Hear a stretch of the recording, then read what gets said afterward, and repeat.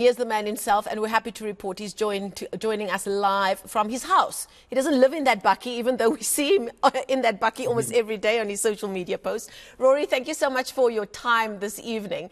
I wanted to start by asking whether you think we as South Africans would have survived these last few years if it wasn't for our very, very strong sense of humor.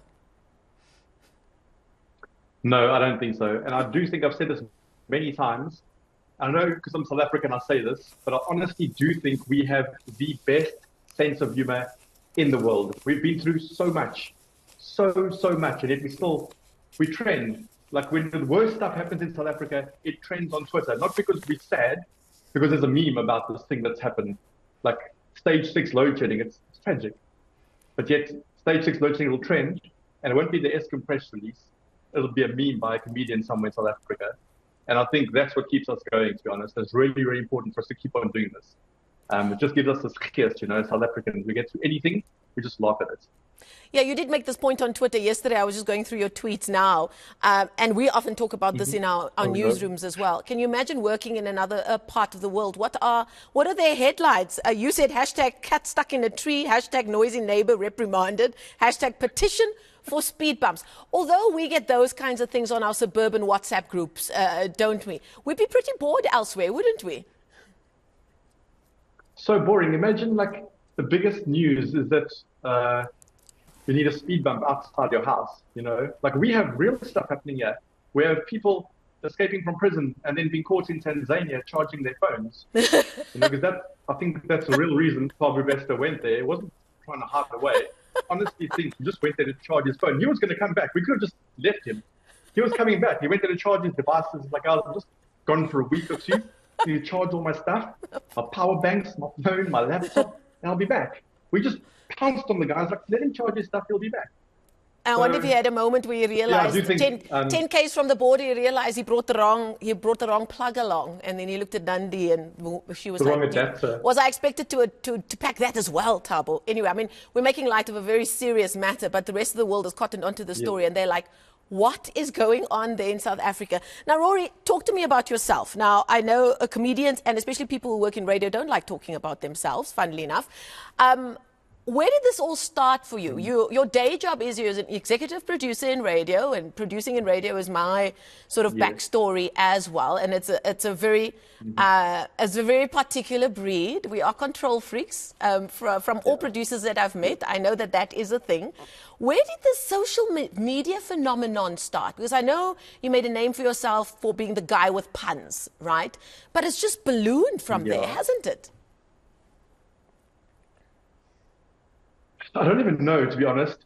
I just think I put my thoughts onto social media when they hit my head. So often I'll tweet like maybe 15 times a day. People say, Roy, you tweet so much. It's just because when a thought comes to me, I must just tell the world what this thought is. Like, you must hear this thought of mine. And it started a long time ago, actually. It just started like snowballing, getting bigger and bigger and bigger and bigger. And I didn't plan for it. I just like post funny stuff every day. Thought comes to me, I post it. And this is important.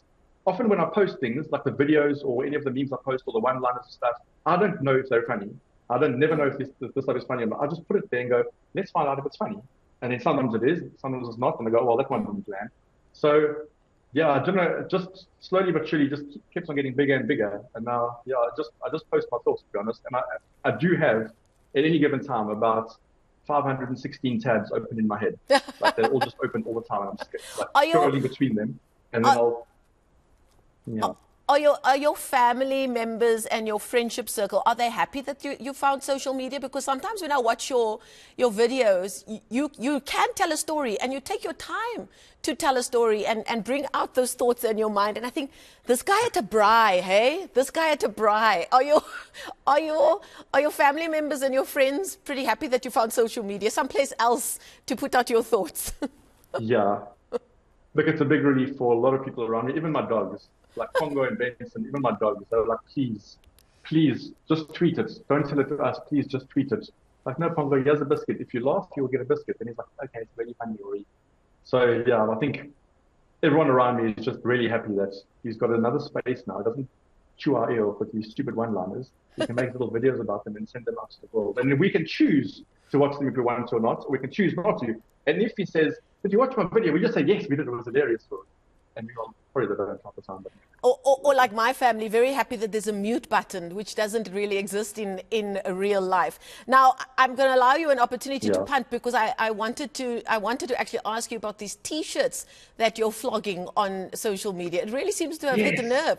100% South Africa, and you've got printed on there random load shedding schedules. Where did that idea come from? Or shouldn't I ask? Okay, so this... No, you can ask. So this idea, Halloween last year, I wanted to do something unique and uniquely scary for South Africans. So I was like, you know what? A scream mask isn't really scary because we know it's not real. It's not going to affect you. So what's the scariest thing a South African can wear? I was like, it is the load shedding schedule.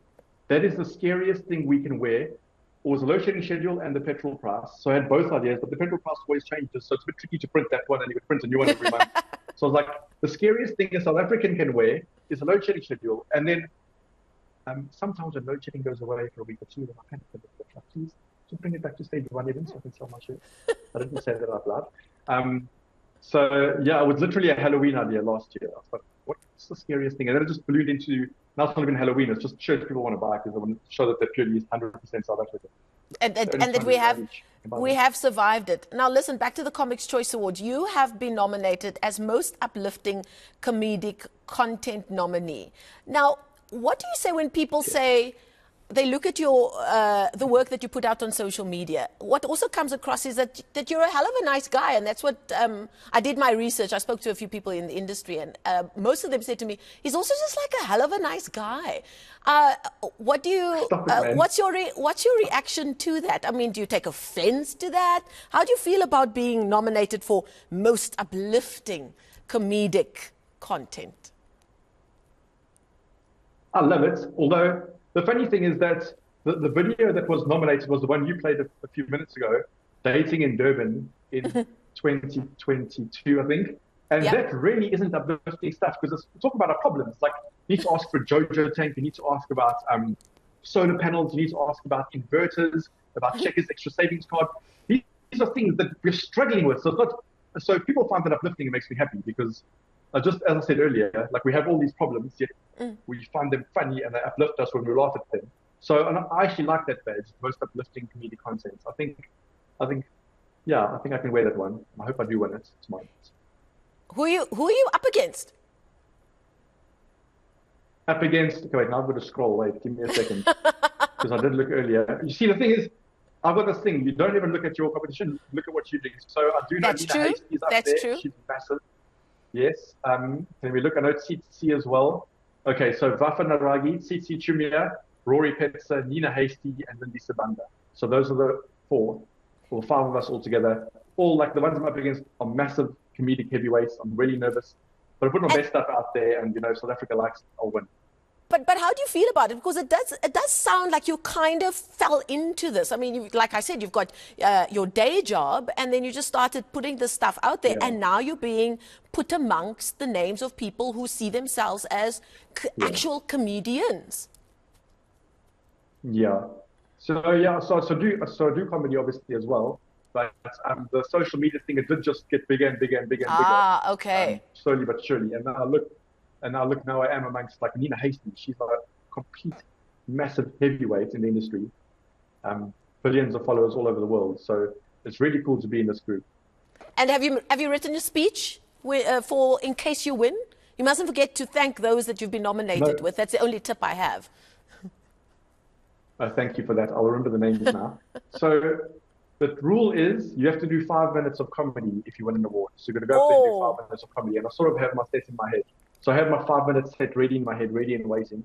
But I don't want to have it like too ready because then you jinx it, So it's like stuff I've got sitting here that I can say if I win, but I don't want to jinx it and say, So I'll just say I've got stuff here that I can say.